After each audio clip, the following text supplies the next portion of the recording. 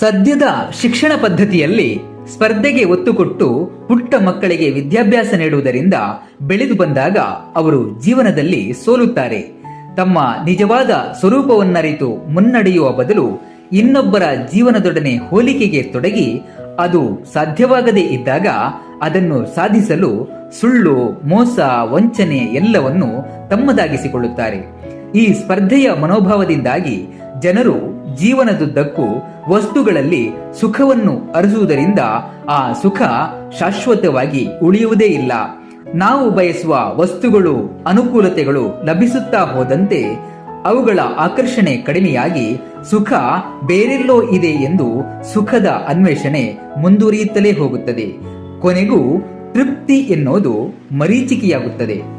ನೈಸರ್ಗಿಕವಾದ ಬದುಕನ್ನು ಕಳೆದುಕೊಂಡಾಗ ಅತೃಪ್ತಿ ಸಹಜವಾಗಿಯೇ ಕಾಣಿಸಿಕೊಳ್ಳುತ್ತದೆ.